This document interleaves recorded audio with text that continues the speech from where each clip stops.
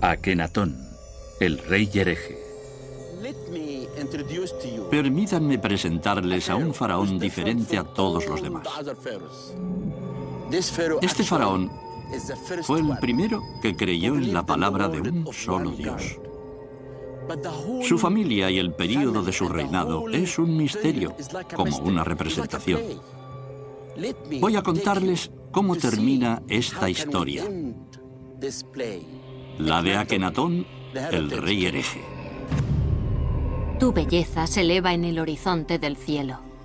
Oh Atón viviente, creador de la vida. Cuando te levantas por el horizonte oriental, llenas toda la tierra con tu belleza. Eres hermoso, grande, brillante. Dominas las naciones desde tu altura.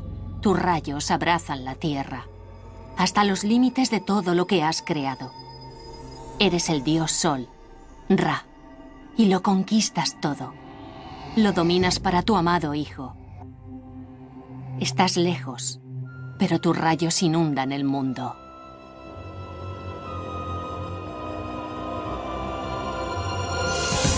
Atón, el disco del sol, el dios que durante cierto tiempo en la historia del antiguo Egipto sustituyó a Amón-Ra y a todos los otros dioses tradicionales. Akenatón, el sacerdote de Atón, la única persona a la que se permitía venerarlo, una de las figuras más polémicas de la historia egipcia. El faraón hereje que excomulgó al clero tebano y trasladó la capital al centro del país.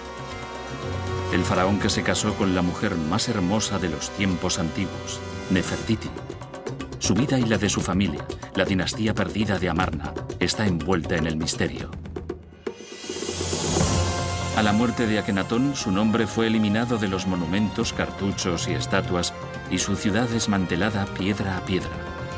Su momia fue retirada de la tumba real y trasladada lejos de la nueva capital. ¿Pero a dónde? ¿Y por qué? Esta es una de las tumbas más misteriosas del Valle de los Reyes, la KV55, que significa que es la 55 del Valle de los Reyes.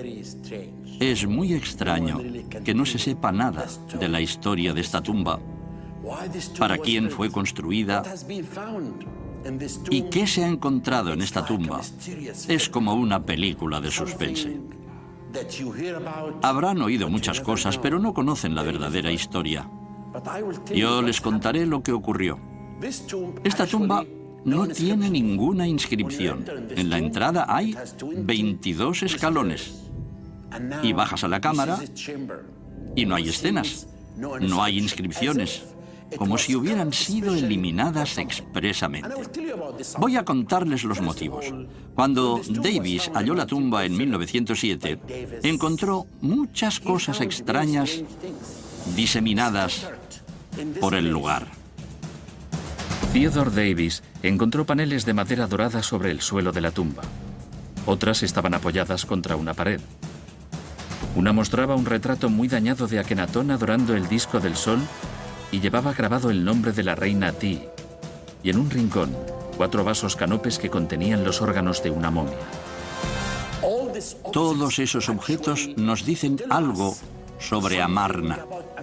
Pero, ¿por qué estaban dispersos en esta zona? Entre ellos se encontró un ataúd muy importante, un ataúd muy bello, que se trasladó al Museo de El Cairo. Es un magnífico sarcófago decorado con miles de piezas de pan de oro y piedras semipreciosas. Un taraceado multicolor en forma de alas de pájaro que lo envuelve brindándole protección. La máscara funeraria fue retirada parcialmente y el nombre del faraón, que debería estar en el cartucho, totalmente borrado. Dentro de ese ataúd encontraron un esqueleto, un misterioso esqueleto. Algunas personas creen que ese esqueleto es el de la reina Ti. Pero después se ha estudiado y se ha descubierto que no es de una mujer, sino de un hombre. Y se pensó que podría ser de Akenatón.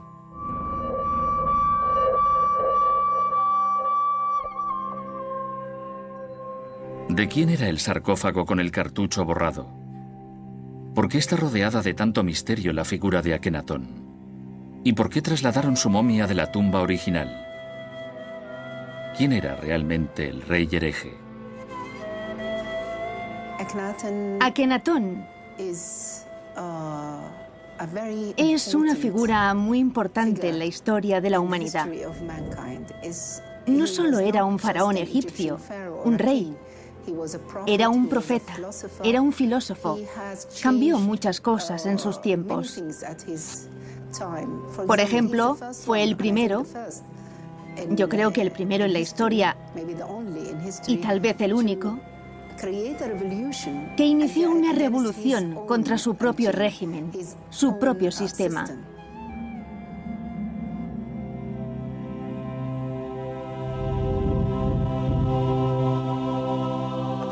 Estoy convencido de que Akenatón debería ser recordado porque cuando subió al trono en su época, anunció la idea de un solo Dios. En Egipto nunca se había adorado a un solo Dios, pero Akenatón lo dijo muy claro. El poder del sol, llamado Atón, es el único Dios.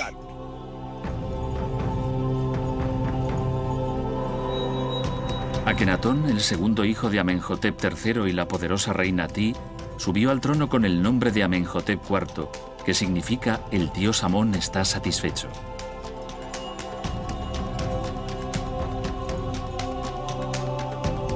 Amón-Ra, el dios sol tebano, era muy importante durante el Nuevo Reino, la época dorada del Antiguo Egipto, y particularmente durante la 18ª dinastía. Los sacerdotes de Amón se convirtieron en una casta de suma importancia, incluso con más poder que el faraón. Cuando Akenatón ascendió al trono, Amón-Ra era el dios más poderoso y pudiente de los dioses egipcios. Era el rey del panteón del Estado, era el rey de los dioses, y su riqueza y su importancia se reflejaba en los grandes monumentos construidos para él, por ejemplo en el centro de Tebas, en Karnak y en Luxor. Al principio de su reinado, alrededor del 1350 a.C., Amenhotep IV todavía respetaba y mostraba devoción a los dioses de la tradición egipcia, pero en el 5º año de su reinado, el faraón se puso abiertamente en contra de los sacerdotes tebanos. Estaba en contra de los sacerdotes de los otros dioses, especialmente de los del rey de los dioses, Amón-Ra. Y el clero era muy importante y muy poderoso en esa época. Se puso en su contra y se negó a tenerlos a su lado. Este fue el principio de su herejía.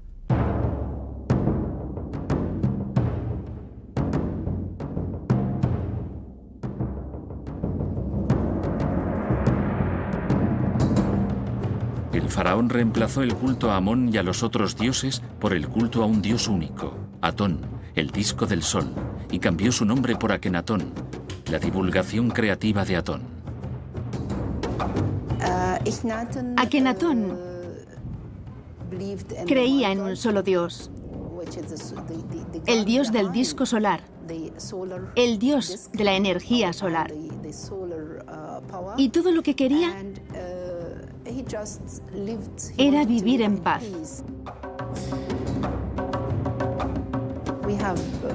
Tenemos maravillosos himnos de la época. Podemos comprobar cómo adoraba a ese dios. Y los textos son muy sorprendentes, porque por primera vez se habla de un Dios que ha creado toda la tierra. Oh Dios único, no hay otro igual a ti. Has creado el mundo según tus deseos, y lo has hecho solo. A todos los hombres, al ganado y a las bestias salvajes, todo lo que hay en la tierra y todo lo que hay en el cielo.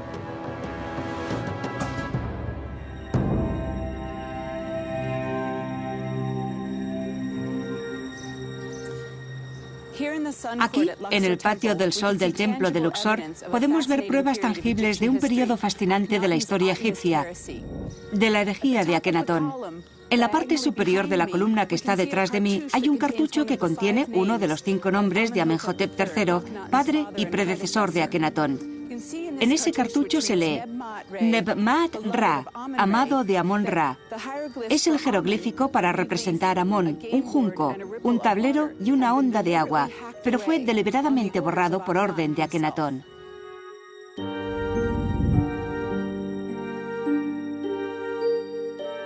Akenatón rechazó el sistema que había estado vigente durante cientos de años. Intentó eliminar el culto al dios Amón y con él a la casta de los sacerdotes tebanos. El rey hereje era el sumo sacerdote del nuevo dios, el disco del sol. Solo él tenía el privilegio de conocerlo y venerarlo. El amor que sentía por su dios no tenía límites, igual que por su esposa, la gran consorte real, Nefertiti, cuyo nombre significa «ha llegado la belleza». Oh adorable mujer de hermoso rostro, adornada con todas las gracias, dotada con todas las virtudes, cuya voz inspira alegría, dama llena de gracia, plena de amor, cuyos sentimientos hacen feliz al Señor de las 2 tierras. Estaba casada con Akenatón, era su esposa favorita, estaba a su lado. Le dio 6 hijas y se la ve en todas las escenas. Por primera vez pueden verla al lado de él. Recibe la vida de Atón. Atón se la da y luego la derrama sobre el pueblo. Nefertiti descendía de una importante familia de Akhmin, Alto Egipto. Existe casi la certeza de que era hija de Ay, jefe de la escuadra reales, que se convirtió en gran visir durante el reinado de Tutankamón y más tarde en soberano a la muerte del joven rey. Nefertiti tuvo una importante participación en la vida política, tanto como para ser representada junto a su esposo en las ceremonias oficiales e incluso en los asuntos militares. Nefertiti ocupaba la misma posición y en realidad era ella quien gobernaba. Akenatón estaba dedicado a su religión y Nefertiti se ocupaba del gobierno. Pero aunque Nefertiti podía dirigirse al dios directamente con ofrendas, solamente el rey podía conocerlo personalmente.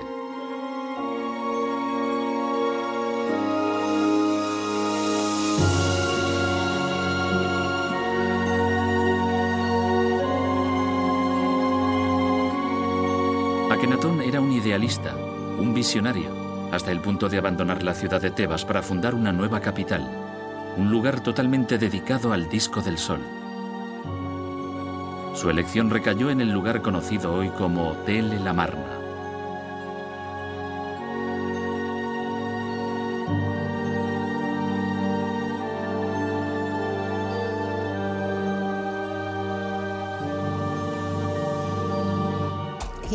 Cambió la capital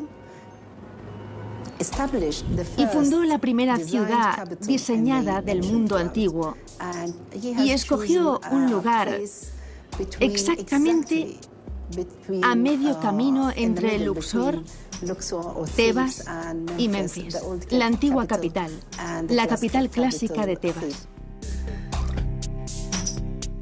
En su 4º año de reinado, Akenatón vino a este lugar que sería la ciudad horizonte de Atón.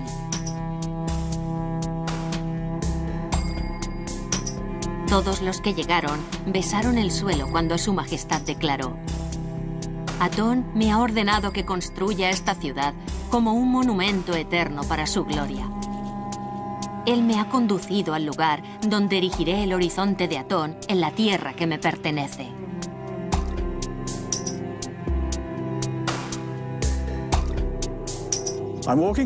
Estoy recorriendo las ruinas del Palacio Norte, que forma parte de la ciudad de Akenatón. Usamos la palabra ciudad, pero no es así como la llamaba Akenatón. Aquí estaba la ciudad de Akenatón, en un terreno cuidadosamente escogido, que Akenatón llamó el horizonte del disco. ¿Por qué construir una ciudad en lugar tan remoto? ¿Por qué escogió el faraón esta llanura desierta?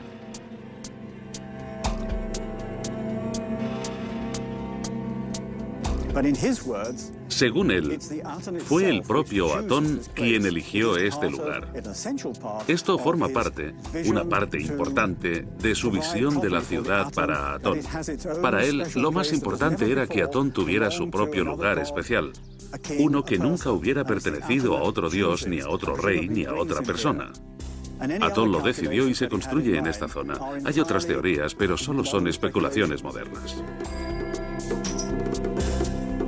Al este del Nilo, oh Atón, mi padre, en el lugar que tú has elegido, construiré tu capital. Todos los seres humanos vendrán a adorarte, y aquí construiré un templo a la sombra del sol, donde mi esposa Nefertiti vendrá y te adorará.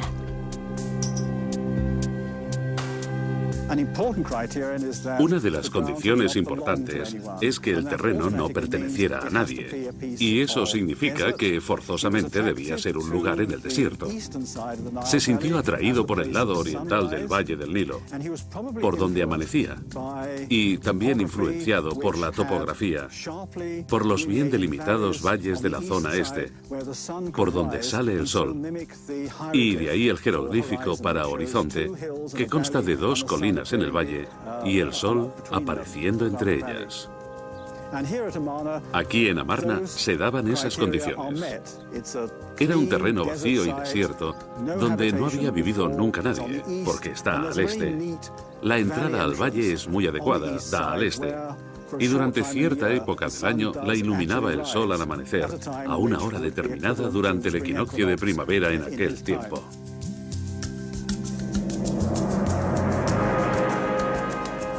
La ciudad se construyó en pocos años. Akenatón tenía prisa por ver su sueño hecho realidad y utilizó todos sus recursos. Los suelos de los edificios de la ciudad fueron construidos de una forma nueva.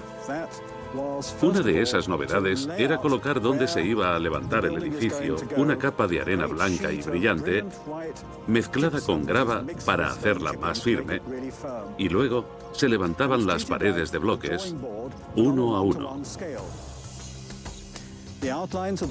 Las paredes exteriores estaban formadas por pequeños bloques y cada uno medía 52 centímetros. Así que una pared tendría tantos bloques de largo. En las canteras se cortaban de ese tamaño y por primera vez todos los bloques de piedra se cortaron al mismo tamaño. Los traían ya cortados y se colocaban fácilmente sobre los cimientos previamente construidos. Esto debió ayudar mucho a los constructores poco duchos, a los nuevos constructores que quizá no tenían mucha experiencia. Ahora, en nuestros días, a estos bloques se les llama bloques talatat. Es una palabra que deriva del árabe moderno, tres, talata, y se supone que representa la forma de medir esos bloques extendiendo los dedos, 1, 2, 3, talata, y de ahí el nombre talatat.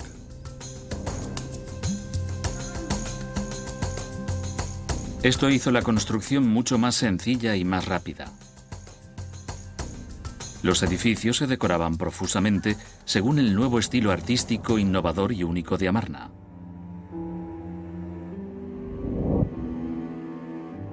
La ciudad del faraón hereje tenía unos límites muy bien definidos. Lo primero que se hizo en la construcción de Amarna fue señalar el perímetro de la ciudad. Y se hizo esculpiendo en los acantilados una serie de grandes tablas o estelas, acompañadas de estatuas de Akenatón, Nefertiti y algunas de sus hijas. En las estelas se indicaba el plano de la ciudad, una relación de los proyectos que Akenatón pensaba edificar. La construcción de un gran templo dedicado a Atón, una serie de edificios para él y su familia, la creación de una necrópolis con una tumba real y tumbas para los dignatarios de la corte. Hay un importante decreto esculpido en tablas. En realidad son dos. El primero fue hecho en el 5º año del reinado y el segundo decreto fue esculpido en el aniversario del 6º año. y revela algunas de las ideas de Akenatón, todo escrito en primera persona. El primer juego de estelas nos dice que Atón escogió el lugar para sí y para Akenatón, y la importancia de que fuera un terreno que no hubiera sido utilizado nunca y que no hubiera pertenecido a nadie antes. El gran templo del sol, dedicado a Atón, era el centro de la nueva capital.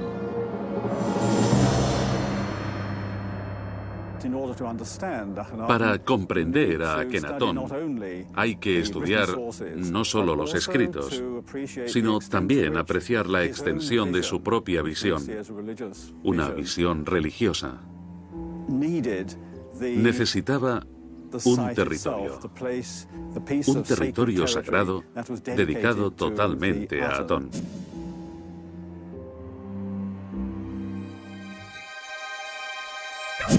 La estructura arquitectónica del templo de Atón era revolucionaria en Egipto, algo muy diferente al diseño de los templos tradicionales.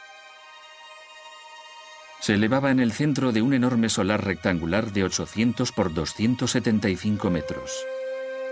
No estaba cubierto para que los rayos del sol penetraran triunfalmente. La parte central de la estructura sagrada, en donde se realizaban las ofrendas, estaba totalmente abierta y medía 212 por 32 metros. Un pasillo ceremonial dividía por el centro los dos grupos de altares de piedra del primer gran patio. Y había otros grupos de altares en los patios contiguos.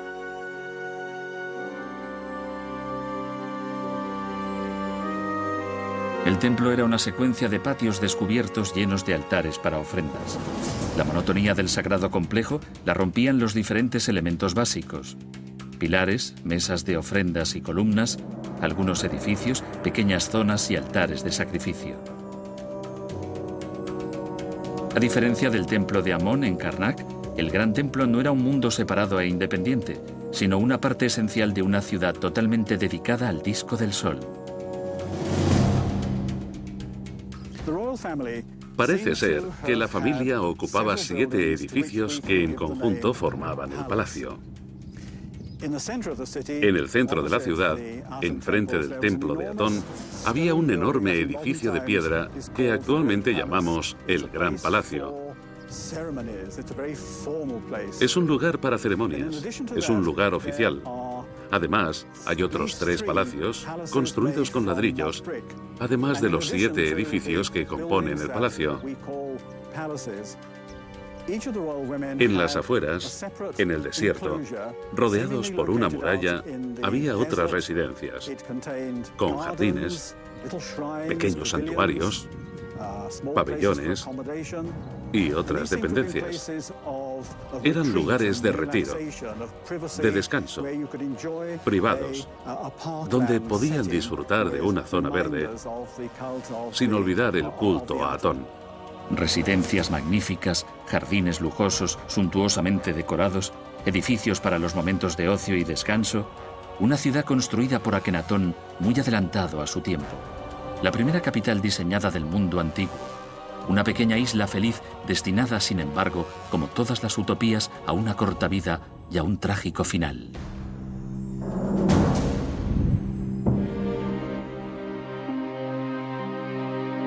Los cambios dictados por el faraón hereje no se limitaban a la religión y la política, sino que afectaron a todas las áreas de la vida egipcia. La revolución no se limitaba a la religión. Era para todo. Cambiaron el lenguaje. El lenguaje se hizo muy sencillo porque esa lengua era también la del pueblo.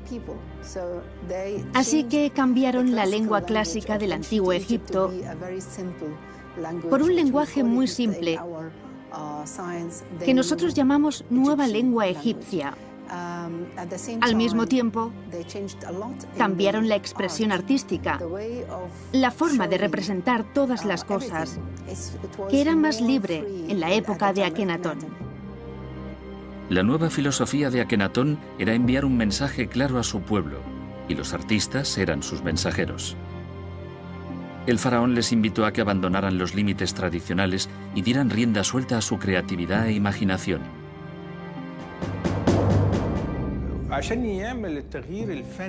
También cambiaron los objetivos artísticos. Se dio gran importancia a las características humanas y los sentimientos, y las proporciones y los cánones artísticos dejaron de ser los del pasado. Akenatón dio a los escultores de la corte, Bek y Tutmosis, la responsabilidad de cambiar las proporciones y las formas artísticas.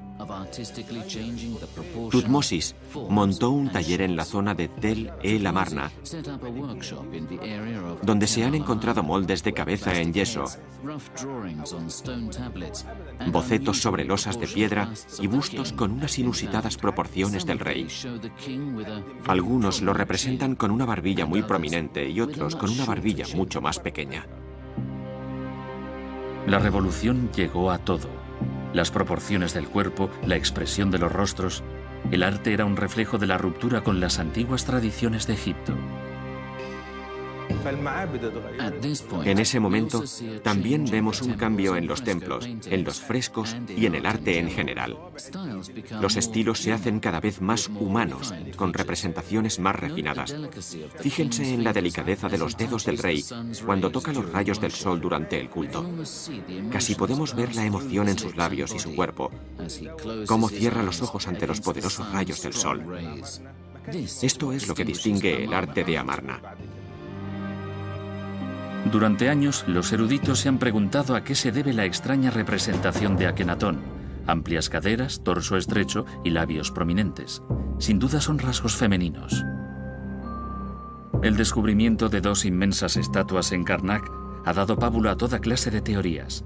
Algunos han hablado de hermafroditismo, malformaciones e incluso el síndrome de Marfan. La estatua, que representa al faraón desnudo, sin atributos sexuales, ha alimentado muchas leyendas. Pero la explicación es mucho más sencilla. Se consideraba a sí mismo hijo del Dios que creó el mundo. El Dios que creó el mundo era a la vez varón y hembra. Y como él era parte de ese Dios, también era varón y hembra al mismo tiempo. Para representar los conceptos religiosos contenidos en el himno a Atón, en el que se dice: tú eres la madre y el padre de todo lo creado, y en tu dualidad eres madre o padre. El artista tuvo que modificar la apariencia física de la estatua para representar al soberano tanto en su lado maternal como paternal. Las cabezas del faraón y su familia también son representadas de una manera anormal. La cabeza grande puede representar la infancia, la pureza o incluso algo más. Se discutía sobre por qué las cabezas de los soberanos y sus hijas son de esa forma. Y aunque algunos lo atribuían a una deformidad física o a una enfermedad congénita de la familia, en realidad se debe a una nueva forma artística. Por primera vez, el faraón fue representado en la intimidad de la vida familiar. Podemos verlo en una actitud cariñosa hacia Nefertiti y jugando con sus hijas. Pero las imágenes más sorprendentes, la mayoría muy lejos de las costumbres anteriores, están ocultas en la necrópolis de Amarna, en las paredes de la tumba real.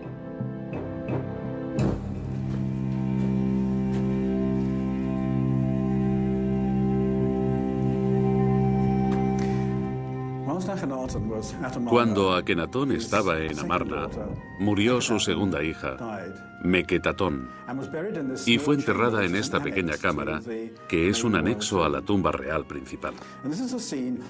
En esta escena, vemos a la familia llorando. Meketatón, la segunda hija que murió, está aquí como una joven princesa aún viva.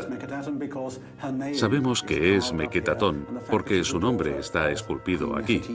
Dice que es hija de la reina Nefertiti y ante ella está su familia. Aquí está Akenatón, su padre, y detrás la reina Nefertiti, su madre, y más allá sus 3 hermanas, que están desoladas. Levantan los brazos en un ademán de dolor y desesperación. Es un ejemplo único en una tumba real, la expresión de un profundo sentimiento personal. Esta escena también nos dice algunas otras cosas del periodo de Amarna, lo que ocurrió.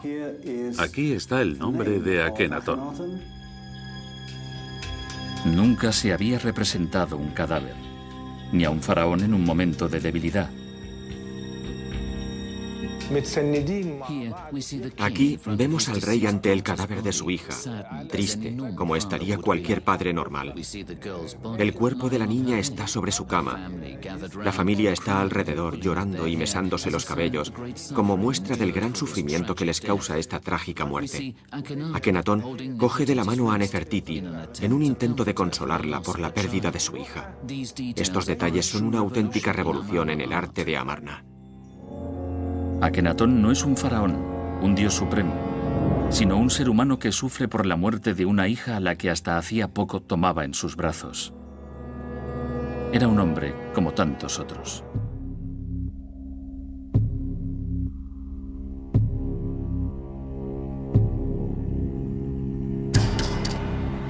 Esta imagen representa en piedra una escena de la vida cotidiana, como otras sobre las paredes de las tumbas de la necrópolis de Akenatón. Las tumbas de la ciudad del faraón hereje son significativamente innovadoras comparadas con las del Valle de los Reyes, donde fueron enterrados otros faraones del Nuevo Reino. En el Valle de los Reyes, las paredes de las tumbas se decoraban con escenas de los libros sagrados del antiguo Egipto, con representaciones del viaje que los difuntos hacían en la vida del más allá y los juicios que debían superar hasta llegar a los campos del bendito.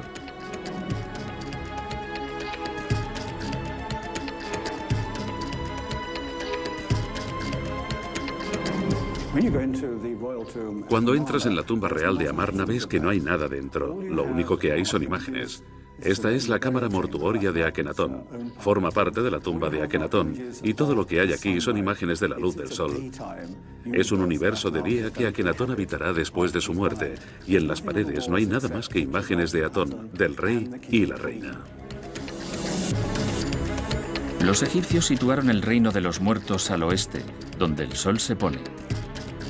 Por eso, la inmensa necrópolis del Valle de los Reyes está en la orilla occidental del Nilo. Sin embargo, las tumbas de Amarna eran excavadas en las montañas del este de la ciudad. El tamaño de la tumba real, diseñada para dar sepultura a Akenatón y su familia, es excepcional. Los corredores y las salas casi doblan el tamaño de las tumbas tebanas. Y la cámara del sarcófago es enorme. 10,30 por 10,40 metros, con una altura de más de 3 metros. La construcción de esta tumba fue dirigida por el propio Akenatón. Estoy en la cámara funeraria sobre una tarima de madera que se colocó hace 3 años para comodidad de los visitantes. Si retirásemos la tarima, descubriríamos que debajo hay un suelo de piedra desigual. Pero a unos centímetros del suelo se levanta una base rectangular plana. Y esa es la base para un gran sarcófago. ¿Qué creemos debía de ser el sarcófago de Akenatón? Cuando los arqueólogos limpiaron la tumba, encontraron un gran número de fragmentos de un sarcófago de granito rojo que se llevaron al Museo del Cairo para reconstruirlo. Y ahora, el sarcófago de Akenatón está en los sótanos del Museo Egipcio de El Cairo. El sarcófago presenta algunas diferencias notables con respecto a los sarcófagos de los reyes de ese periodo. Normalmente, cada esquina estaba protegida por una diosa en especial,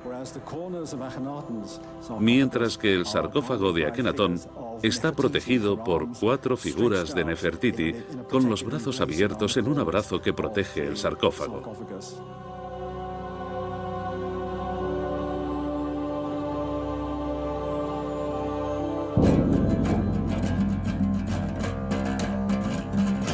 A la mitad del corredor, a la derecha, hay una serie de salas largas y estrechas que no fueron terminadas.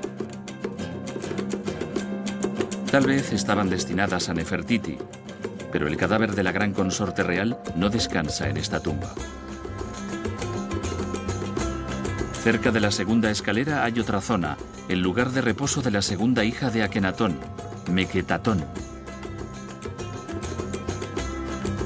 El faraón también había ordenado la construcción de tumbas para otros personajes importantes de la ciudad, incluyendo al cortesano Ay, figura clave en el período hereje que incluso ocupó el trono a la muerte de Tutankamón.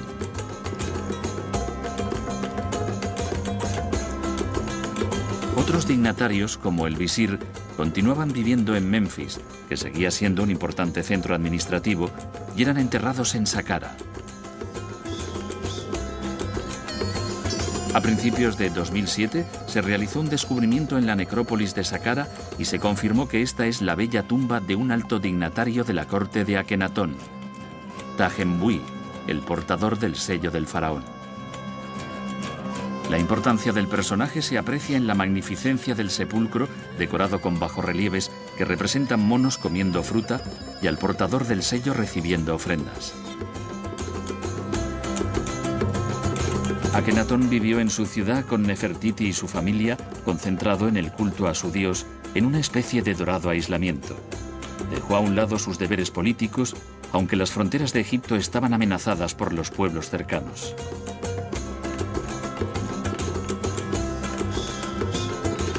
Conocemos las relaciones entre Egipto y sus vecinos gracias a un excepcional descubrimiento que tuvo lugar hacia finales del siglo XIX, las llamadas Cartas de Amarna.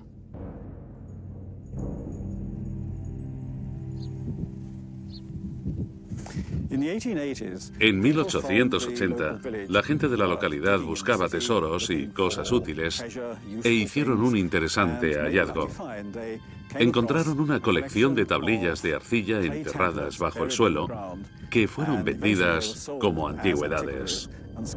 Los expertos averiguaron que eran tablillas con textos en escritura cuneiforme, unos documentos oficiales que se solían escribir en los caracteres de la lengua acadia. Estas tablillas de arcilla eran utilizadas comúnmente en ese tiempo para la correspondencia diplomática. Son de gran valor histórico, porque a diferencia de los textos hallados en las tumbas egipcias o los templos, dan una imagen real de la civilización egipcia de la época.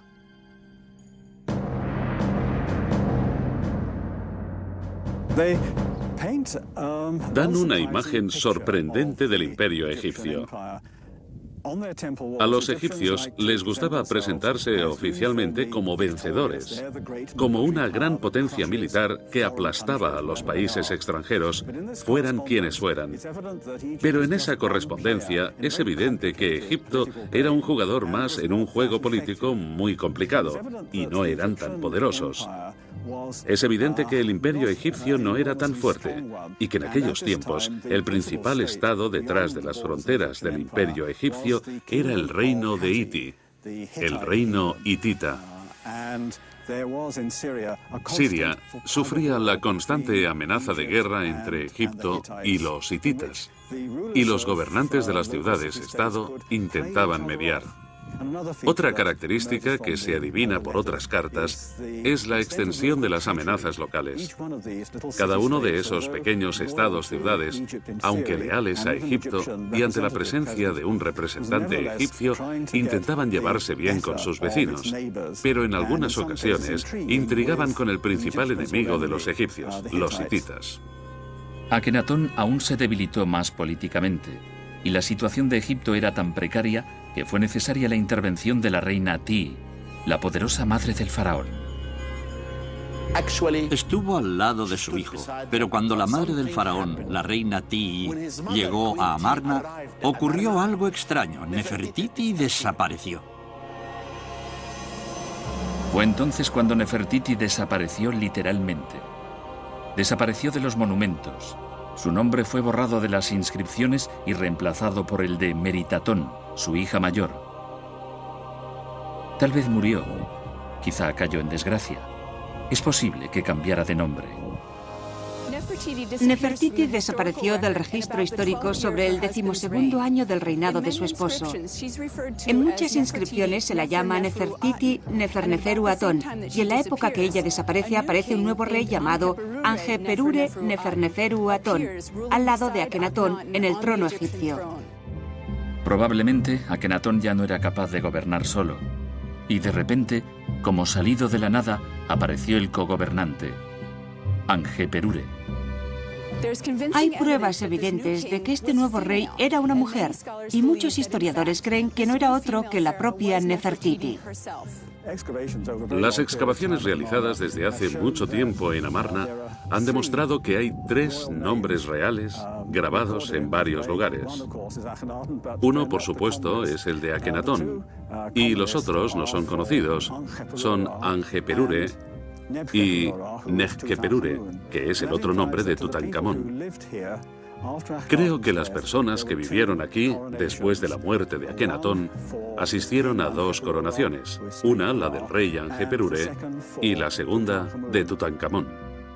Nekhkeperure o Tutankamón, el niño faraón, esposo de Ankesenamón, hija de Akenatón, era para algunos expertos hijo del faraón y una concubina. Por lo tanto, no era el sucesor directo del faraón hereje y del cogobernante Anjeperure. Entre ellos, otra persona con orígenes poco claros hizo su aparición cuando murió el faraón hereje, Esmencaré. Algunos egiptólogos creen que era hermano de Tutankamón, otros que era Nefertiti, que reinó durante varios años con un nombre masculino con su hija Meritatón como consorte real.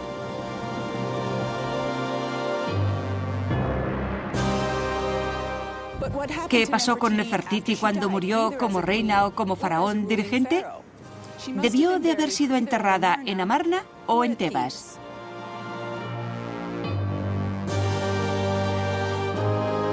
La mujer más hermosa de la antigüedad no descansa en la tumba real de Amarna. Probablemente su cuerpo fue trasladado, tal vez a la necrópolis tebana. Hay 2 momias femeninas anónimas encontradas en la tumba de Amenhotep II, al mismo tiempo que varios faraones del Nuevo Reino, y posiblemente alguna de esas momias es la de Nefertiti. Lo más probable es que sea la llamada Dama Mayor, que a su muerte debía de tener alrededor de 40 o 45 años, y lleva algunos atributos de reina. También se la ha identificado y se cree con bastante seguridad que podría ser Tigi, la madre de Nefertiti. Unos exámenes recientes han descubierto que la dama más joven murió a una edad demasiado temprana para ser Nefertiti. Con la muerte de Nefertiti y Akenatón, la espléndida ciudad de Atón fue abandonada y el período de la herejía de Amarna borrado de la historia. El culto al dios Amón fue restituido y los sacerdotes tebanos volvieron al poder. El nombre del faraón hereje fue borrado de monumentos e inscripciones en un intento de eliminar cualquier rastro de él. El cadáver del faraón, enterrado en la tumba real, fue trasladado de su lugar de descanso eterno. Algunos eruditos creen que el propio Tutankamón ordenó llevarlo secretamente al Valle de los Reyes. En el Valle de los Reyes hay una tumba con el número 55, la KV55, la tumba que fue descubierta por primera vez en el siglo XVII y parece que está vinculada a Amarna, al periodo de Amarna. Dentro había varios artículos usados en los entierros de personas diferentes y un ataúd de madera decorado con trozos de cristal y tiras de oro que contenía los restos de una momia reducida a un esqueleto. Normalmente, en las tiras de oro se inscribía el nombre y el título del difunto, pero en estas habían sido minuciosamente eliminados y por tanto no se conoce la identidad de la persona que descansa allí. Ese esqueleto podría pertenecer a Akenatón. Es un misterio. Es algo que tenemos que desvelar. El misterio de esta tumba y todos esos objetos. Estoy personalmente interesado en conocer ese período de Amarna.